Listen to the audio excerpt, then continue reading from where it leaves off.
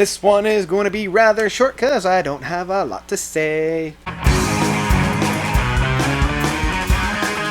Topographic drama, live across America by Yes. So, Yes, prog legends of the 70s, they've been going around and doing a lot of live shows lately, mainly covering two or three albums of theirs. Now, I'm not going to talk about the real drama that's going on with the band right now, how they've split, how they've created two whole separate bands that are touring. I'm going to leave that to the wayside. I'm just going to mainly be talking about the album here. Now, they've been releasing, as I mentioned, a lot of live material. They have released more live albums between 2010 to now, so within like that 8-year span, than they have since the genesis of the live albums that they've been releasing since Yes Songs in 1973. Now, Topographic Drama, as I had mentioned, they had been going through and doing a live section of an entire album. They've done it with the Yes album, Going for the One, Close to the Edge. I don't think they've done Relayered yet.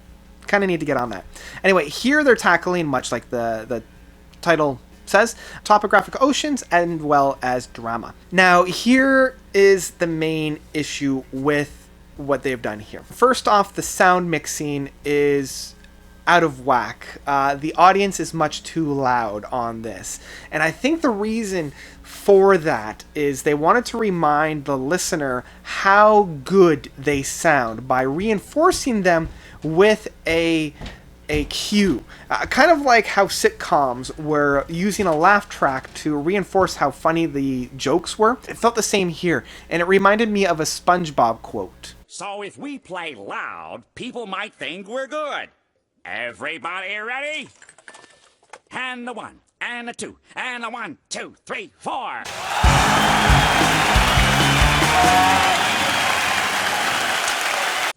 Okay, new theory. And it took me out of the music because I'm like, guys, you're not at your A game anymore.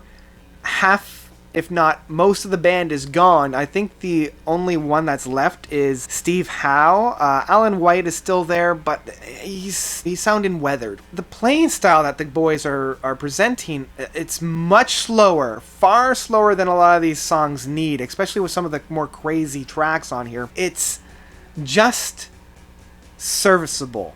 And the fact that the crowd is clearly yelling their minds out, I'm just like, not really. Not making it fly. Now, they do most of drama. They do my two favorite tracks from there, Machine Messiah and Tempest Fugit. And then, of course, we get two of their standout tracks that we've heard on pretty much every one of their live albums, And You and I and Heart of the Sunrise. They're, two of my favorite tracks, but they just feel weak. They don't have that energy and life that I was hoping for, and it just feels flat. Now, I was really excited for the second disc because the second disc is the one that holds the tracks from Topographic Oceans, one of my favorite Yes albums, and it's harder to replicate those songs live because they're so long. So here I thought, okay, they're actually providing some space for these songs. We're going to finally hear Giants Under the Sea or The Remembering, High on the Memory. They left those songs out. Now, they did do Giants Under the Sea, the acoustic set with Steve Howe, which it was good. I really, really was surprised that they put those on there. Now, we already heard Revealing Science of God on The Keys to Assertion, and I think a few other live albums. And, Ritual, it's on quite often. It was on Symphonic Live, it was on Yes shows, it was on a few other ones as well, because it is kind of a staple Yes track at this point.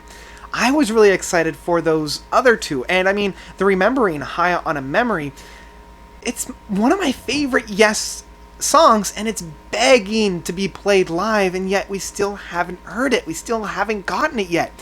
And so when they provided literal space for those tracks to be played, they missed that boat. They missed that opportunity. The Revealing Science of God, I feel like they've already done it a little bit better on Keys to Assertion. And Ritual, without Squire on the bass near that midpoint, it just doesn't work. And let's talk about this. Let's talk about the big elephant in the room, and that Squire isn't with the band anymore. Rest in peace.